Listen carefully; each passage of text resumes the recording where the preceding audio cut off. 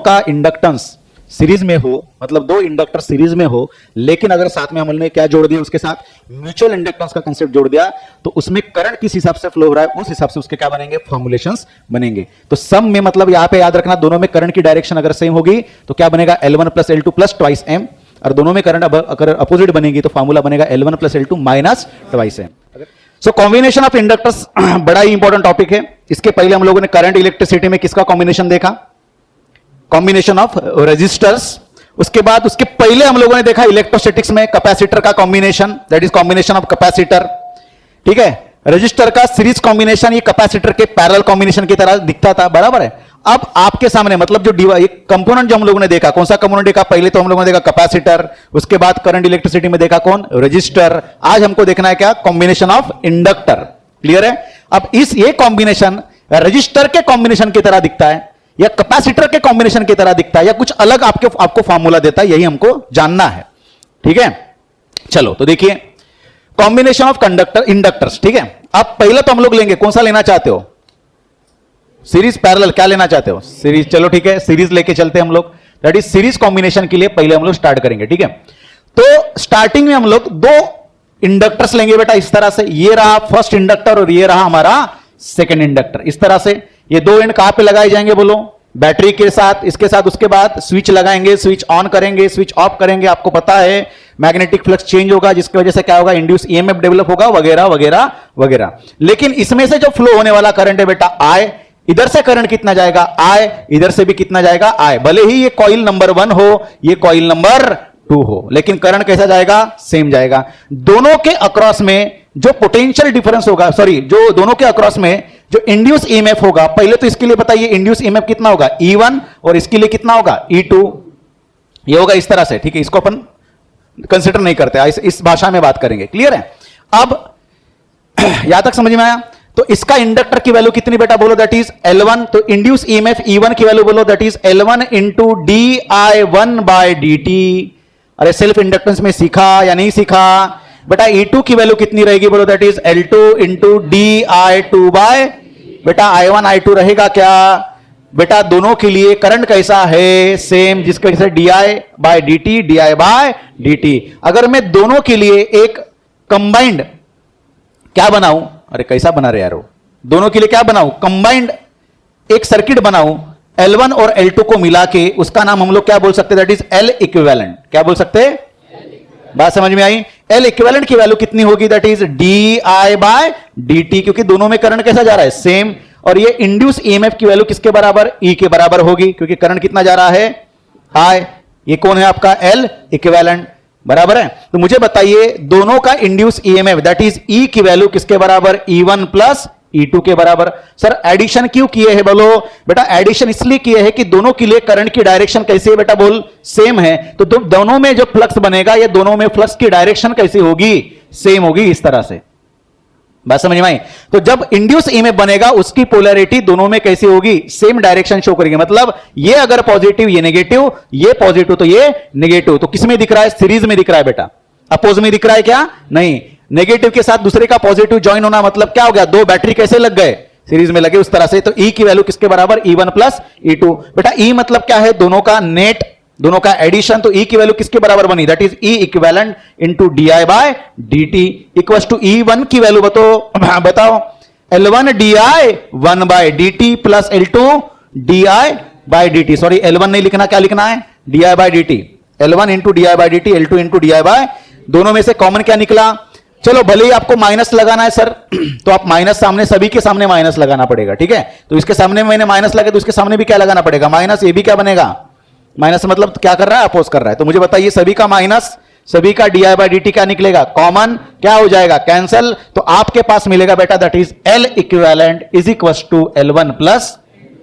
इसका मतलब ये कि ये कैपेसिटर के सीरीज कॉम्बिनेशन की तरह दिख रहा है या रजिस्टर के सीरीज कॉम्बिनेशन की तरह दिख रहा है। रजिस्टर के सीरीज, मतलब रजिस्टर में क्या था, R1 और R2 अगर सीरीज में रहा तो वो क्या बनता था, R equivalent is equal to R1 plus R2। उसी तरह से L1 प्लस L2 बनेगा। बात समझ में आई, क्लियर हो गया कंसेप्ट। इसका मतलब अगर तीन इंडक्टर्स अगर साथ में रहे, सीरीज में रहे, तो L1 plus L2 plus L3, सभी की वैल्यू L1 L2 L3 की वैल्यू कैसी रही, सेम रही। तो क्या लिख सकते, that is 3 into L, L equivalent is equal to 3 into L। बात समझ में आई। या फिर n इंटू एल भी लिख सकते हो। ठीक है, ये सारी चीजें हम लोगों ने कहां पे सीखी, रजिस्टर के फॉर्म में सीखी, तो इसमें लिख के देने की जरूरत नहीं है। चलो, अब आपके मन में डाउट आया होगा कि सर इसके पहले वाले लेक्चर में हम लोगों ने क्या सीखा कि एक इंडक्टर दूसरा इंडक्टर अगर पास पास में हो तो एक का फ्लक्स दूसरे के फ्लक्स के साथ क्या होगा, लिंक होगा।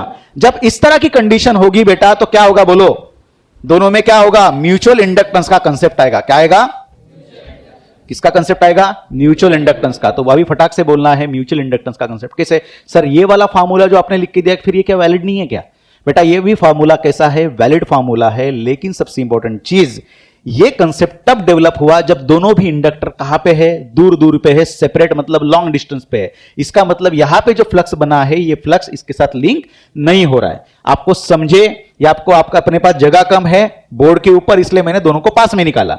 लेकिन यदि हमने दोनों भी इंडक्टर पास पास में निकाले होते तो दोनों इंडक्टर्स के बारे में आपका क्या कहना है बोलो, कि ये एक इंडक्टर, ये सेकेंड इंडक्टर, दोनों भी कैसे लगाए गए, सीरीज में। But we are considering here the mutual inductance. Why, because the flux develop by this coil number 1 is going to be link with the coil number 2। बात समझ में आई, क्लियर हो गया कंसेप्ट। यहां से करंट कितना जाएगा बेटा बोलो, दैट इज आई, इसमें से भी करंट कितना जाएगा, आई। क्लियर हो गया। अब मुझे बताइए फटाक से दोनों का कंबाइन वाला फार्मूला बताइए कैसे बनेगा, दोनों सॉरी कंबाइन वाला सर्किट कैसे बनेगा, ये बोलो। इसका क्या नाम होगा, दैट इज एल इक्विवेलेंट। इससे करंट कितना जा रहा है, आई, और एल इक्विवेलेंट की वैल्यू मतलब इंड्यूस ईएमएफ की वैल्यू, ई की वैल्यू किसके बराबर बोलो, that is minus L equivalent, sorry that is E L equivalent into D I by D T, ये रहेगा। क्लियर हो गया। चलो अब मुझे बताओ यहां पे कैसे सेल्फ इंडक्टेंस इसके लिए कितना होगा बोलो, पहले वाले कॉइल के लिए, दैट इज E1 बोलेंगे। क्या बोलेंगे, E1 is equal to minus L1 into D I by D T. इसके लिए बोलो कितना बनेगा, that is E2 is equal to minus L2 into D I by. बहुत बढ़िया। अब मुझे बताइए, देखो अच्छे से समझ लीजिए, यहां का फ्लक्स जब ऐसे बनेगा, ये फ्लक्स इसके साथ क्या करेगा, लिंक करेगा लाइक दिस, और ये खुद का फ्लक्स ये बना रहा है इस तरह से। अब जब देखो यहां पे इसकी मैग्नेटिक फील्ड और इसकी खुद की मैग्नेटिक फील्ड दोनों भी कैसे है, अलॉन्ग में है। इसका मतलब सम में जा रहा है। क्या किस में जा रहा है, सम। ठीक है, तो मैं यहां पे ऐसे लिख सकता, that is some mutual inductance. यहां पे क्या हो रहा है, प्रोड्यूस हो रहा है बेटा। क्या हो रहा है, प्रोड्यूस। बात समझ में आई। तो मुझे बताओ यहां पे अगर मैंने E1 लिखा तो इस तरह से मुझे बताओ फटाक से, M की वैल्यू के फॉर्म में बताओ यहां पे E1 क्या लिख सकता हूं, dash. Why, because what is the meaning of E1 dash, that is E1 dash is nothing but the induce EMF produced due to the mutual inductance.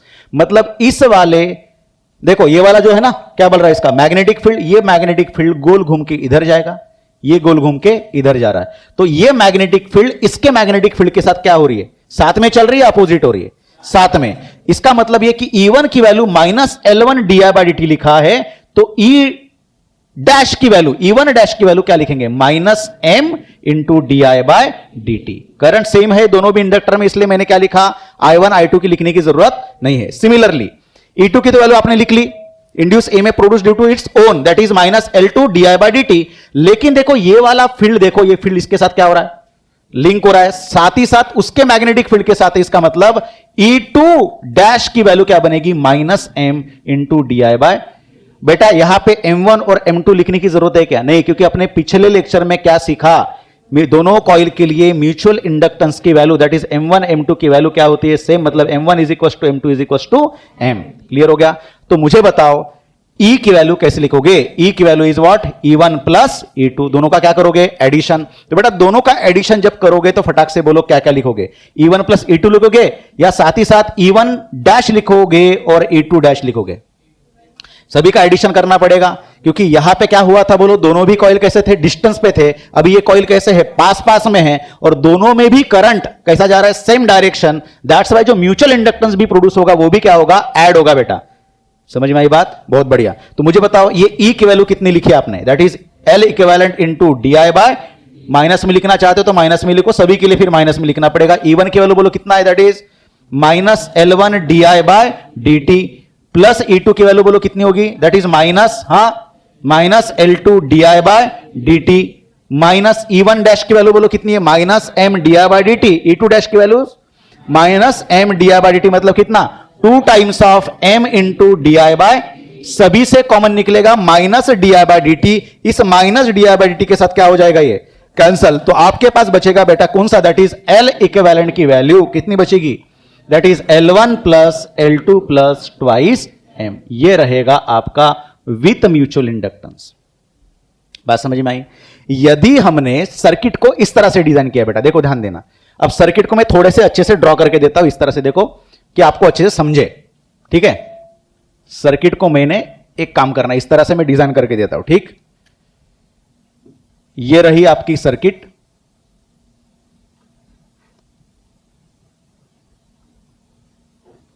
ठीक। ये क्या है आपका L1, ये क्या है आपका करंट कितना जा रहा है I, करंट कितना है I, करंट कितना है I और I, ठीक। चलो बहुत बढ़िया। तो मुझे बताइए यहां पे E1 की वैल्यू कितनी लिखी थी आपने, minus L1 DI by dt, और E1 डैश की value because of mutual inductance is minus M DI by dt, clear है। E2 की वैल्यू बोलो कितना, minus L2 DI by dt, और यहां पे कितना लिखोगे, E2 डैश की value minus M DI by dt। यहां तक समझ में आया। अब देखो मैंने क्या लिखा था ऊपर, हेडिंग बोलो सम म्यूचुअल इंडक्टेंस। अब यहां पे मैं लिखूंगा दूसरा वाला हेडिंग जिसका नाम है बेटा क्या, डिफरेंस म्यूचुअल इंडक्टेंस। यस, इसका नाम है म्यूचुअल इंडक्टेंस, नहीं देख रहे, सेल्फ इंडक्टेंस के साथ ही म्यूचुअल इंडक्टेंस अपन क्या कर रहे हैं उसके साथ पढ़ रहे बेटा, ठीक है। अब इसका सर्किट बताइए कैसे होगा। मान के चलो कि मैंने यहां पे लिखा एक प्राइमरी कॉइल, ठीक, और यहां पे ली है बेटा कौन, सेकेंडरी कॉइल। देखिए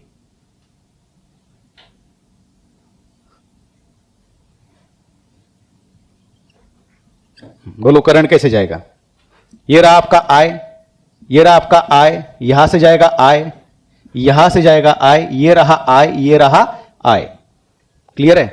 मैग्नेटिक फील्ड यहां पे कैसे बनी थी बेटा, इस तरह से मैग्नेटिक फील्ड बनी थी, बराबर है। ये रही मैग्नेटिक फील्ड, इसकी मैग्नेटिक फील्ड भी ये रही थी इस तरह से, दोनों भी किसमें थे, साथ में थे। अब इसमें देखो मैग्नेटिक फील्ड मान के चलो ऐसी बनेगी इसकी, तो इसकी कैसे बनेगी, लाइक दिस, क्योंकि करंट अब इधर जा रहा है, क्योंकि अरेंजमेंट सर्किट में मैंने क्या किया, चेंज किया, ठीक है। अब फटाफट बोलते चलो, इसका वाला म्यूचुअल इंडक्टेंस की वजह से, सेल्फ इंडक्टेंस की वजह से E1 की वैल्यू कितनी रहेगी, बोलते चलो, सब लोगों ने बोलना है, that is minus L1 DI by dt, और इसमें बोलो that is induce EMF E2 की value minus L into DI by, आप देखिए अच्छे से ध्यान देना, यहां तक समझ में आया। चलो सॉरी L2, ठीक। चलो अब म्यूचुअल इंडक्टेंस की वैल्यू देखो, इसकी मैग्नेटिक फील्ड इसके साथ अपोज हो रही है, इसकी मैग्नेटिक फील्ड इसके साथ क्या हो रही है, अपोज हो रही है, ठीक है। तो यहां पे मुझे बताइए E2 की वैल्यू, E2 डैश की वैल्यू कितनी बनेगी, हाँ minus M DI by dt, no doubt, लेकिन अब एडिशन होगा या सब्ट्रैक्ट होगा यही अपने को देखना, दैट इज E2 डैश की value minus M DI by dt। लेकिन मुझे बताइए दोनों का अगर मैं कंबाइन करूं, तो मुझे बताइए दोनों के लिए कंबाइन इंड्यूस EMF की वैल्यू क्या लिखना पड़ेगा, that is L equivalent into DI by dt। तो इंड्यूस्ड EMF E की वैल्यू किसके बराबर बनेगी, देखो सेल्फ इंडक्टेंस तो क्या होगा, अपना अपना है खुद का, तो मैंने क्या लिखना है बोलो, that is E1 plus E2, और दोनों की म्यूचुअल इंडक्टेंस देखो क्या कर रहे हैं, अपोज, तो मैंने क्या लिखना, minus E1 dash minus E2 dash. Clear हो गया कंसेप्ट। तो फटाक से बोलो बेटा क्या बनेगा, इक्वल्स टू, हाँ E1 की वैल्यू इज, E की value is minus L equivalent into DI by dt। E1 की वैल्यू बोलो कितनी बनेगी, minus L1 DI by dt plus, sorry minus, सभी के लिए माइनस यूज करना अपने को, minus L2 into DI by dt, minus minus plus M into DI by dt।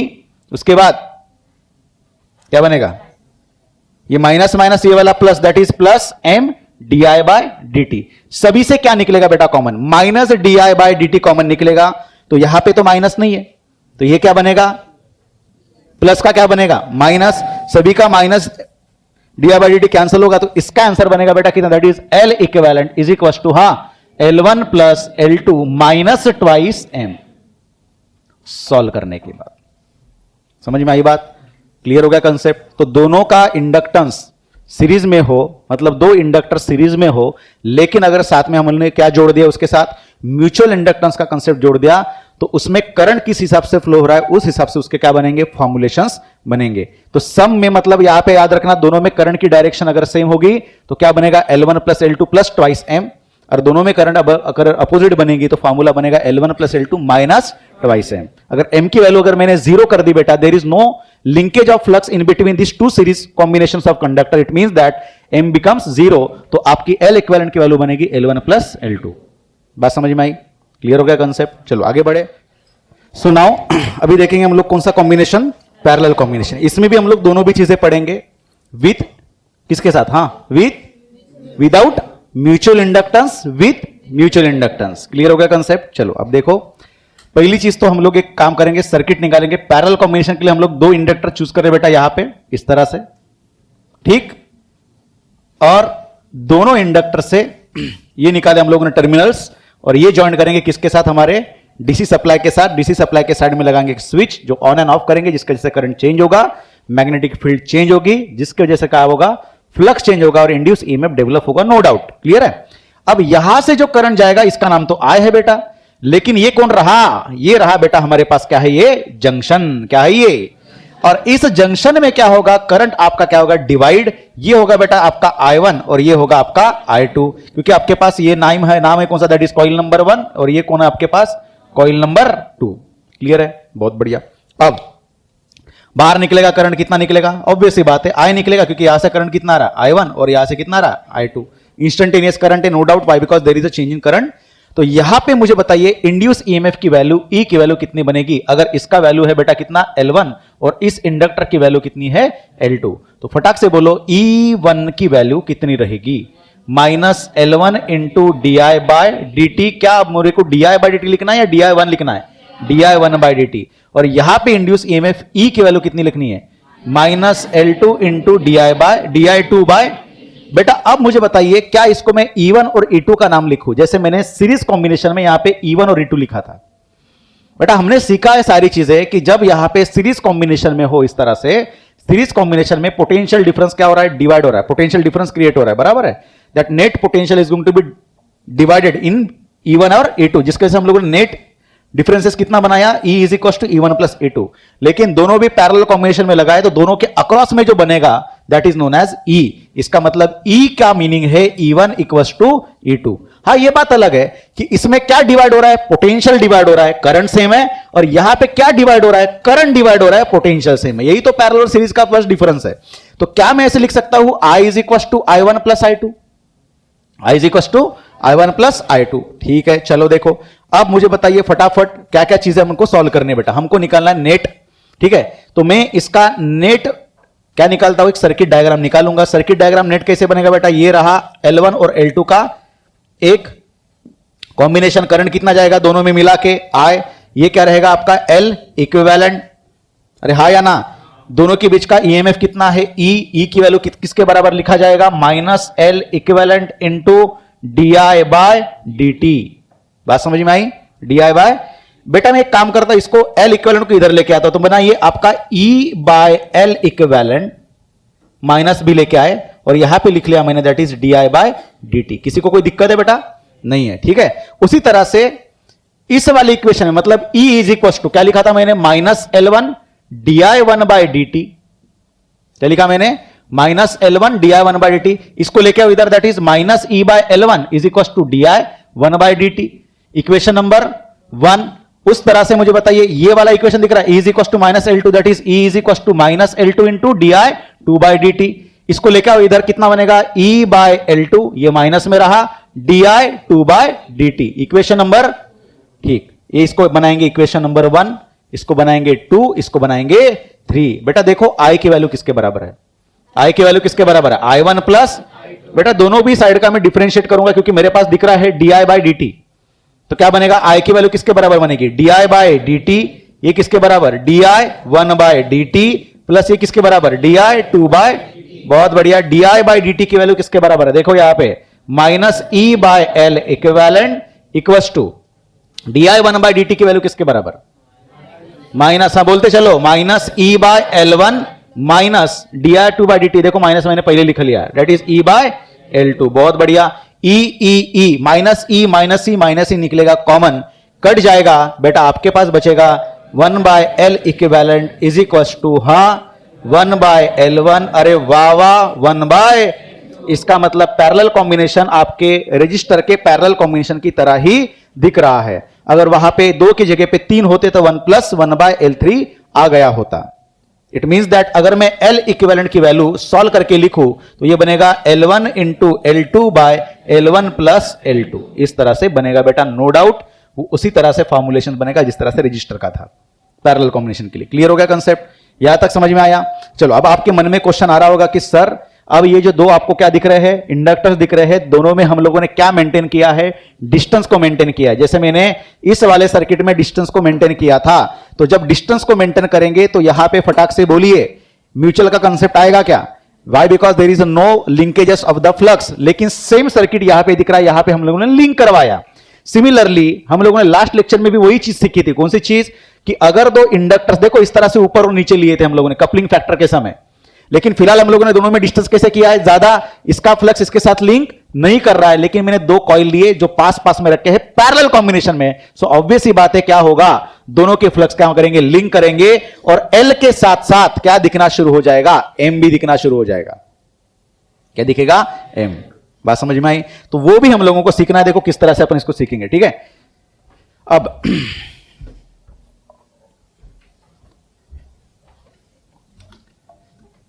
ठीक है बेटा, चलो देखो ध्यान देना, मैं डायग्राम फिर से ड्रॉ करता हूं, और हर चीज जिस तरह से आपने कंसेप्ट को सीखा है, इसके पहले जितने कंसेप्ट को डील करके डेरिवेशन बनाई, सारे कंसेप्ट को पूरा मर्ज करके आपको अपनी ताकत लगा देनी है, तभी जाके आपका फाइनल आंसर मिलेगा। ठीक है? अब मैं काम करता हूं, ये सर्किट फिर से रीड्रॉ करता हूं। ये सर्किट जो आपको दिख रहा है फिर से रीड्रॉ किया इस तरह से मैंने, मान के चलो बेटा इस तरह से मैंने यहां पे समझाने के लिए एक रॉड लगाया कि आपको अच्छे से डायग्राम दिखे। ये ठीक, चलो यहां से करंट आ रहा है बेटा कितना, I। दोनों में क्या हुआ करंट, I1 और I2 क्या हुआ, डिवाइड। अब देखो इंडक्टर में हम लोगों ने इंडक्टर इस तरह से लिया कि ये जो आपको वायर दिख रहा है, ये जो आपको वायर दिख रहा है, ये वायर पीछे से लेके सामने आ रहा है इस तरह से।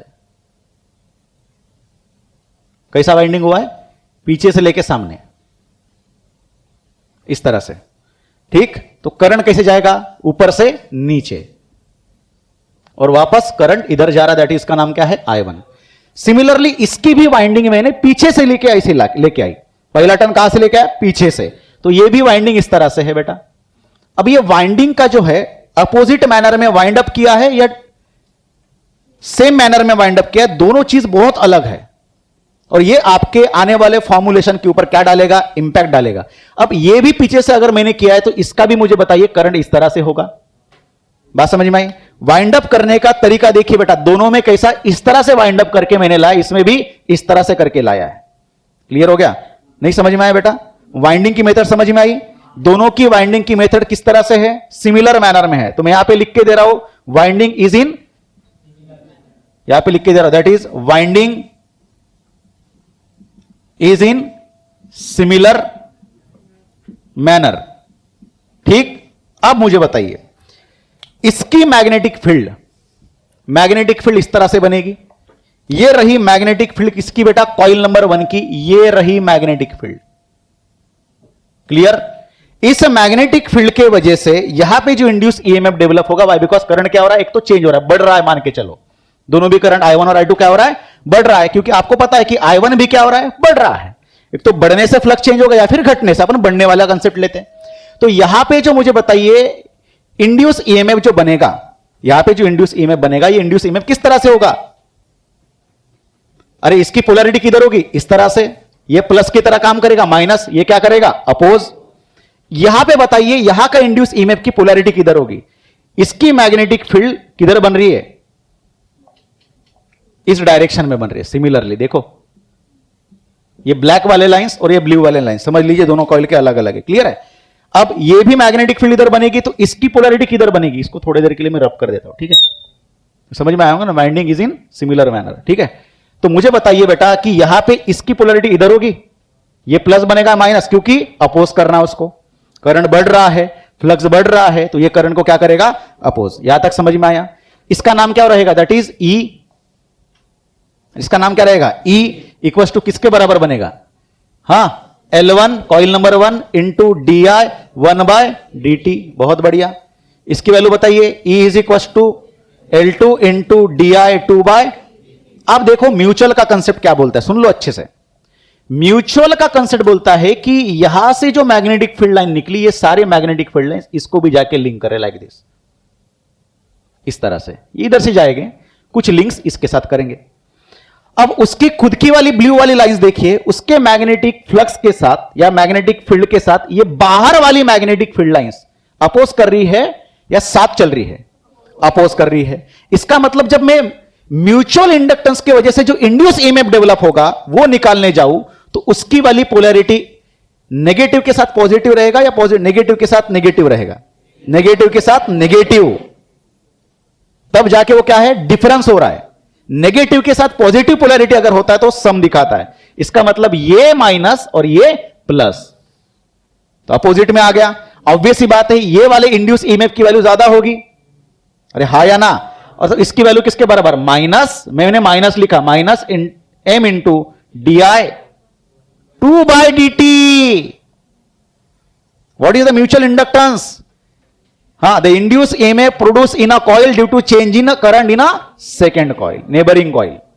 इसके लिए बताइए, देखो ये मैग्नेटिक फील्ड लाइंस इधर से आके इधर जा रही है, इसके वाले फ्लक्स के साथ ये फ्लक्स क्या कर रहा है, अपोज कर रहा है। इसका मतलब इसकी पोलैरिटी नेगेटिव के साथ नेगेटिव। ये कौन से मेथड में आ गया, डिफरेंस में आ गया। किस में आ गया, तो बेटा यहां पे क्या लिखेगा, माइनस, हां m into D I 1/dt। बहुत बढ़िया, कंसेप्ट को समझो, क्लियर हो गया कंसेप्ट। चलो आगे बढ़ेंगे, ठीक है, यहां तक समझ में आई बात, बहुत बढ़िया। अब तो मैंने यहां पे लिख लिया बेटा, बोलो इस वाले E की वैल्यू, E1 मतलब कौन है, E ही है, क्योंकि दोनों के बीच में जो पोटेंशियल डिफरेंस बनेगा वो कैसे होगा, सेम। तो बोलो कितना बनेगा, हां L1 into D I 1/dt minus M into D I 2/dt। उसी तरह से E2 की वैल्यू E is equal to L2 into D I 2/dt minus M into D I 1/dt। यहां तक समझ में आई बात, बहुत बढ़िया। अब साइड में भी वो चीज कर लेंगे जो अपन ने पहले की थी। कौन सी चीज, बोलो बेटा, कि I की वैल्यू किसके बराबर, I1 प्लस I2 के बराबर। ठीक, I की वैल्यू मैं ऐसे लिख सकता हूं, di/dt इक्वल टू I1 की वैल्यू di1/dt प्लस I2 की वैल्यू di2/dt। कर सकते डिफरेंशिएशन, बहुत बढ़िया। अब di/dt मतलब क्या है, अबे di/dt क्या है, दैट इज इंड्यूस्ड ईएमएफ वाला वैल्यू डाल सकते ना अपन। तो इसके लिए अगर नेट मैंने अगर निकाला होता सेल, तो नेट सेल किसकी वैल्यू दिखाता, देखो नेट सेल की वैल्यू, हां E इज इक्वल टू, हां माइनस L इक्विवेलेंट di/dt, मतलब minus E L equivalent is equal to di/dt। तो मैंने यहां पे लिखना है, बोलो minus E upon L equivalent equal to, ये di/dt की वैल्यू मैंने निकाल के रख दी थी पहले ही, किसी को कोई दिक्कत। अब मेरे पास di1/dt कहां पे दिख रहा है, ये दिख रहा है यहां पे, और कहां पे दिख रहा है, यहां पे। di2/dt की वैल्यू कहां पे दिख रही है, ये दिख रही है यहां पे, और दिख रही है यहां पे। अब मेरे को सेपरेट सेपरेट निकालनी बेटा, ठीक। तो मैं एक काम करता हूं, देखो सुन लो अच्छे से।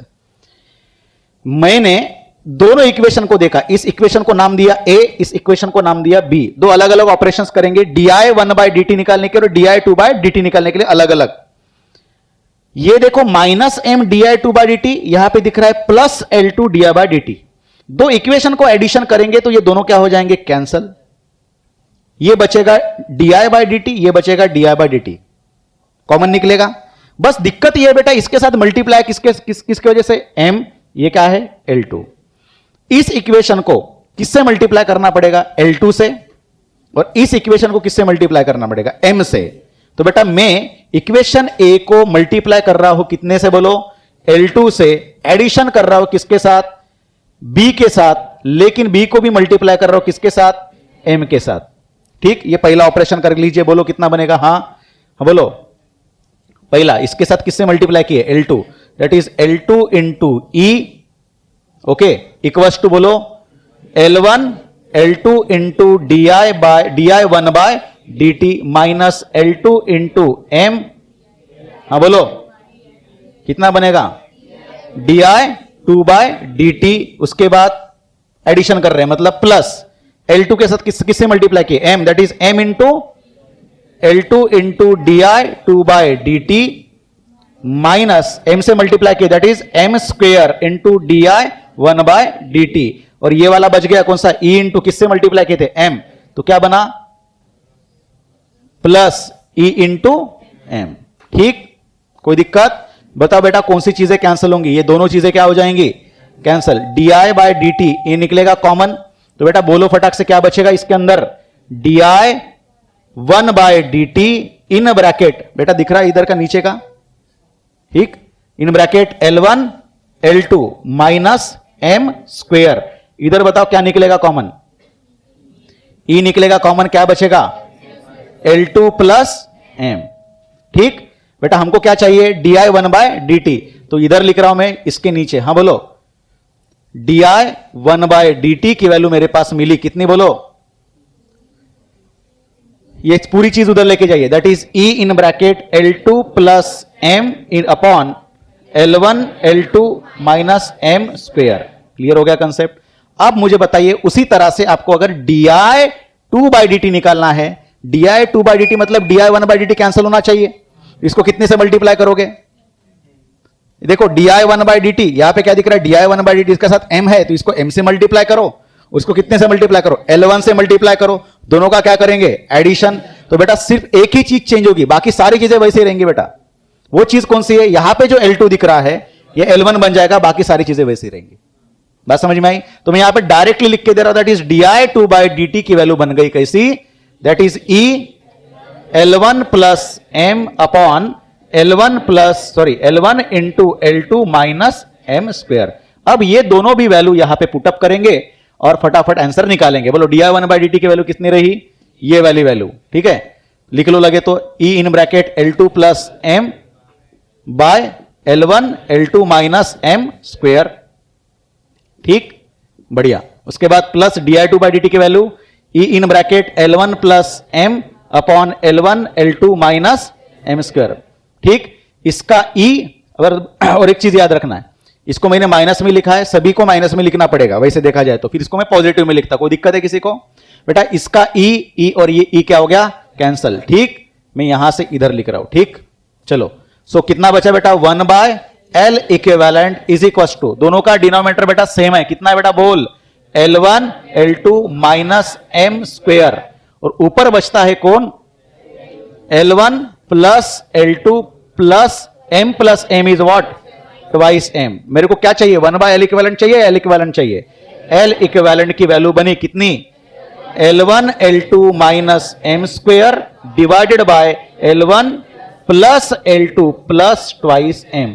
ये जब दोनों में क्या होगा, दोनों में क्या होगा, सेम डायरेक्शन में क्या चलेगा, वाइंडिंग चलेगी तब। अब आप सोच के देखिए थोड़ी देर के लिए, अगर वाइंडिंग इस तरह से हो तो करंट इधर गया होता लाइक दिस। आप थोड़ी देर के लिए सोचिए, करंट ऐसे जा रहा है मतलब मैग्नेटिक फील्ड इसकी खुद की इधर है, तो ये मैग्नेटिक फील्ड इधर है मतलब इस डायरेक्शन में, तो ये इसके साथ क्या करेंगी, साथ में चलेंगी, और इसकी मैग्नेटिक फील्ड इस मैग्नेटिक फील्ड के साथ कैसे चलेंगी, साथ में। बात समझ में आई, तो साइन लगेगा बेटा यहां पे क्या, तो ये फॉर्मूला आपका बन जाएगा कौन सा, दैट इज L इक्विवेलेंट। तो मैं यहां पे क्या लिख रहा हूं, प्लस माइनस, ऊपर वाला साइन वैसे रहेगा, आप सॉल्व करके देखना, ये आपके लिए होमवर्क है। बात समझ में आई, तो फॉर्मुलेशन क्या बना है, L1 L2 minus m square upon L1 plus L2 plus minus, या फिर माइनस प्लस जो भी हो आपके हिसाब से चलेगा, ट्वाइस m। अब मुझे बताइए अगर दोनों में म्यूचुअल इंडक्टेंस ना होता तो m की वैल्यू कितनी बनती, तो m की वैल्यू 0 बनती, तो फॉर्मूला तो वही बनता ना, L1 L2 bye L1 plus L2। देख लीजिए, हो गया टैली। तो बेटा ये है आपका फॉर्मुलेशन, और ये फॉर्मूले के ऊपर भी आपको हो सकता है क्वेश्चंस पूछे जाए। क्लियर हो गया, तो इसके ऊपर भी हम लोग क्या देखेंगे, क्वेश्चंस देखेंगे। फिलहाल के लिए, two identical coils each of self inductance L, दो आइडेंटिकल कॉइल्स है, दोनों का सेल्फ इंडक्टेंस की वैल्यू L1 और L2 की वैल्यू कितनी दी है, L दिया है, are connected in series, series में लगाए गए हैं L और L। अब देखो आगे क्या बोलते हैं, and are placed so close to each other that all the flux that one coil links with the other, इतने पास में रखा गए हैं, दोनों भी रखे गए हैं कि दोनों के कॉइल्स का क्या हो रहा है, फ्लक्स क्या हो रहे बेटा, लिंक हो रहे हैं। तो total self inductance of the system is how much, total inductance की वैल्यू कितनी रहेगी। बहुत ही बढ़िया क्वेश्चन है। अब सबसे इंपॉर्टेंट चीज आती है, देखो यहां पे ध्यान देना, ये एक आपका मान के चलो इंडक्टर है, किस में लगा, पैरेलल में है या सीरीज में बेटा, इसका मतलब ये बिल्कुल पास में रखा है, इस तरह से, क्लियर है, बात समझ में आई। हो सकता है ऐसा, इसको भी अपन सीरीज बोल सकते हैं, ये भी हो सकता है, और ये देखो ये भी सीरीज में है, दिखने को कैसा दिख रहा है बोलो। जरूरी ये नहीं है कि वो कैसे दिख रहा है, जरूरी ये है कि फ्लक्स कितना लिंक हो रहा है। उसने कितना बोला, कंप्लीट लिंक बोला, इसका मतलब कपलिंग की वैल्यू, के की वैल्यू कितनी रहेगी, 1 रहेगी। ये बात समझ में आई, ठीक है। अब ये इंपॉर्टेंट चीज है कि फ्लक्स ऐड हो रहे हैं कि फ्लक्स अपोज कर रहे हैं, that is mutual inductance minus वाला होगा या प्लस वाला होगा, ये अपन बाद में डिस्कस करेंगे, क्लियर है। अब बोलो कि उसमें बाकी की चीजें क्या बोली, बोलो कि दोनों के इंडक्टेंसेस की वैल्यू कैसी है बेटा, L1 की वैल्यू कितनी बोलो उन्होंने, L, और L2 की वैल्यू भी कितनी है, L। तो बेटा जब इंडक्टर दोनों सीरीज में हो और पास पास में अरेंज कर दिए गए हो, तो मुझे बताइए L इक्विवेलेंट की वैल्यू क्या हुआ करती थी, L1 plus L2 plus minus, अगर वो अपोजिट में है तो माइनस, अलॉन्ग में होगा तो प्लस लगाते हैं, that is plus of twice capital M। अब आप बताइए प्लस में लगाएंगे या माइनस में लगाएंगे, कुछ क्वेश्चन में बोला ऐसे ऐड कर रहे हैं आप, अपोज वाला वर्ड यूज किया है क्या, कुछ नहीं है। तो बोल रहे कि all the flux from one coil links with other the total self inductance of the system, तो कुछ बोला नहीं है, इसका मतलब अपन यही वाला बाय डिफॉल्ट लेके चलेंगे कि वो ऐड ही हो रहे होंगे, मतलब ये वाले टर्म में इसका फ्लक्स और इसका फ्लक्स दोनों भी क्या हो रहे, ऐड हो रहे। तो इसको अपन निकाल देते, क्योंकि इसमें हो सकता है कि क्या अपोज में जा रहे हो, इस तरह। अभी सीरीज में था लेकिन ये अपोज में जा सकता है, क्लियर है। अब सबसे इंपॉर्टेंट चीज, L1 की वैल्यू कितनी बेटा, L2 की वैल्यू कितनी है, L। क्या मेरे पास M है, मेरे पास M नहीं है बेटा। अब M कैसे निकाले, तो M निकालने के लिए सिंपल सी तरीका है, कौन सा बेटा बोलो, हाँ कौन सी तरीका बोलो, कि बेटा आपके पास M की वैल्यू है, M is equal to K under root of L1 और L2। समझ में आई बात। तो ये कैसे आपके दिमाग में आया, क्योंकि आपको पता होना चाहिए कि उन्होंने क्वेश्चन में बोला गया है कि कंप्लीटली फ्लक्स क्या हो रहे हैं, लिंक हो रहे हैं, मतलब K की वैल्यू आपके दिमाग में फटाक से आ जाना चाहिए। तो K की वैल्यू है 1 अंडर रूट ऑफ L और L स्क्वेयर, L और L स्क्वेयर, तो निकला बाहर कितना, L। तो प्लस M की वैल्यू किसके बराबर, L के बराबर, तो क्या रहा, ट्वाइस ऑफ M, तो कितना बराबर 4, सॉरी ट्वाइस ऑफ L, तो कितना 4L, that is L equivalent. कौन सा आंसर दिख रहा है, डी आंसर आपका करेक्ट आंसर रहेगा। समझ में आई बात, ओके चलो देखेंगे next question. Two coils with terminals T1 and T2 and T3 and T4 respectively are placed side by side. When measured separately, the inductance of the first coil is, पहले coil का inductance दिया है that is 1200 milli henry and that of the second is 800 milli henry with T2 joint to T3, the inductance is between T1 and T4। देखो अभी यहां पे पहली चीज तो इस तरह से इंडक्टर्स दिए है बेटा, ये एक कॉम्बिनेशन है आपके पास एडिटिव वाला, बराबर है। इसका नाम है कितना, दैट इज T1, इसका नाम है कितना T2, इसका नाम है कौन सा T3, इसका नाम दिया है दैट इज T4। ये पहला, और सेकंड देखिए इस तरह से दिया है, अपन ये वाला कंसेप्ट सीखा है, बराबर है। ये रहा,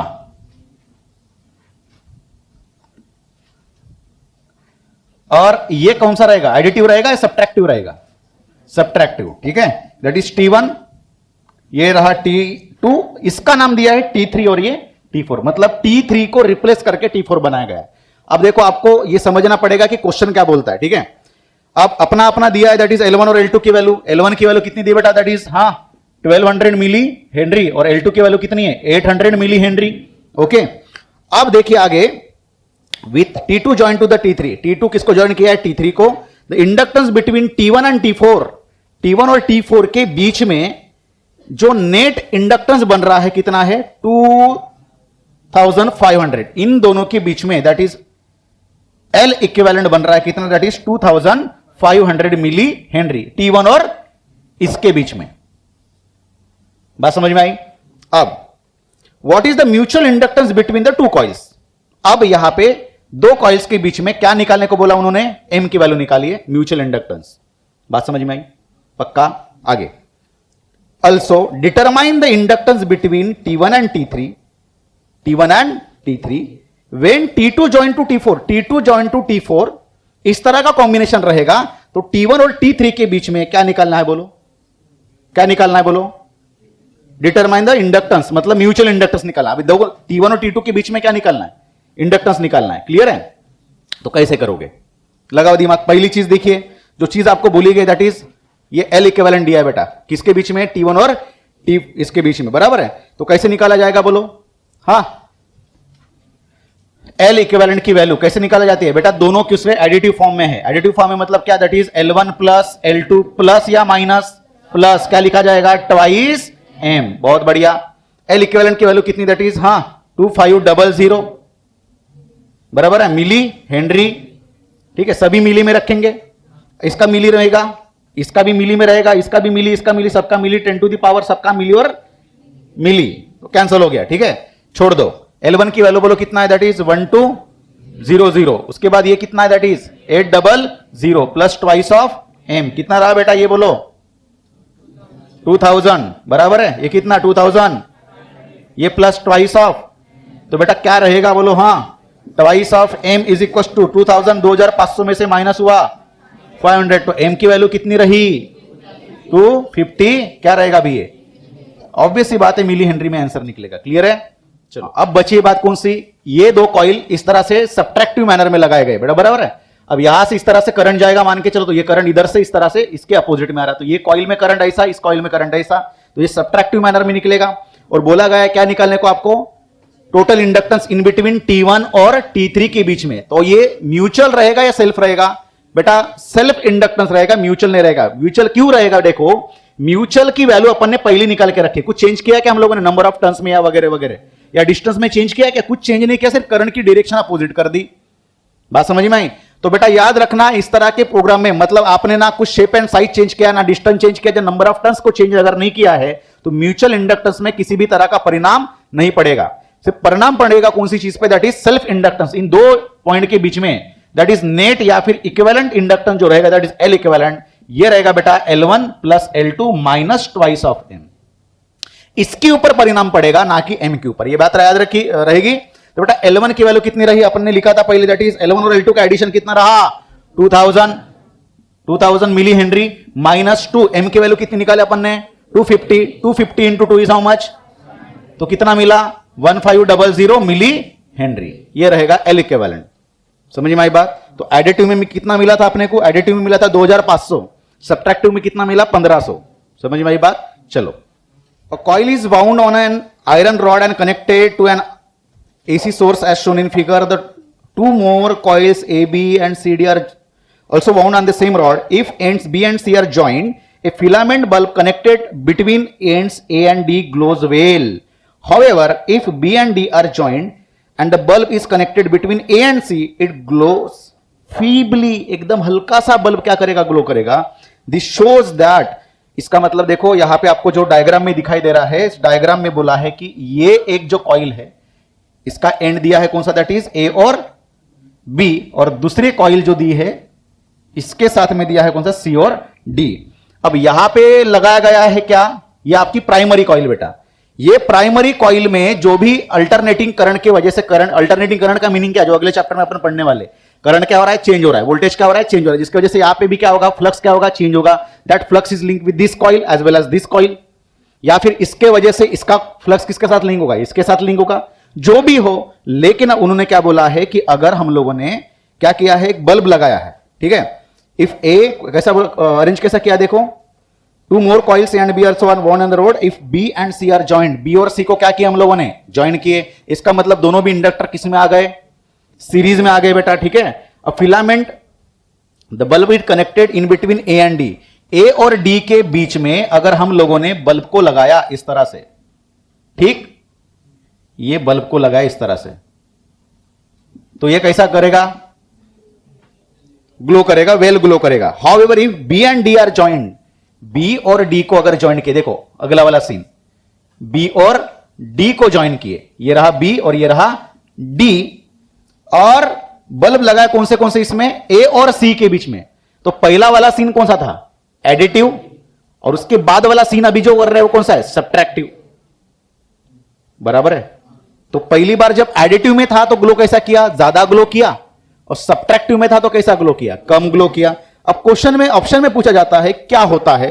option A, coil AB and CD are in series first case while they are in parallel in second case. पहले बार दोनों केस देखो, पहली बार दोनों भी कॉइल सीरीज में थे और बाद में पैरेलल में हो गए, ऐसा दिख रहा है क्या सीन? बेटा नहीं होता है, दोनों भी सीरीज में है दोनों केस में, बस उसने अपन ने क्या किया, उसको एडिटिव एंड सब्ट्रैक्टिव मैनर में लाया, बराबर है। तो ऑप्शन ए आपका सही रहेगा क्या? नहीं। दूसरा देखो, second option B, in the second case the two coils are in phase addition and then have equal number of turns. Second पे sorry unequal number of turns, क्या बोला देखो, in the second case two coils are in phase addition. Phase addition में है क्या second इसमें? Actual बेटा क्या कौन से केस में है, कौन से फेज में है? सब्ट्रैक्टिव फेज में है। एडिटिव में है क्या? नहीं है। क्यों? क्योंकि हम लोग फॉर्मूला भी देखे इसके पहले वाले क्वेश्चन में, एडिटिव होगा मतलब ये वाला टर्मिनल इसके साथ ज्वाइन होगा, ये अपन बोल सकते हैं एडिटिव, ठीक है। C option, in the second case the two coils are in phase opposition. Are in phase opposition, क्या वैसा था? सेकंड केस में अपोजिशन में है या नहीं है? बेटा 100% अपोजिशन में था। जब अपन ने क्या किया, बी को किसके साथ जोड़ा? इसके साथ, सॉरी बी को किसके साथ जोड़ा? डी के साथ, इस तरह से, और ये इस तरह से जोड़ेंगे तो करंट कहे जाएगा इस तरह से, ये रहेगा करंट, इधर से ऐसे आएगा और उल्टा जाएगा। तो कौन सी इसमें एडिटिव रहेगा कि ये अपोजिशन में जाएगा, ठीक है। और option D, in the second case two coils are in phase opposition and they have unequal number of turns.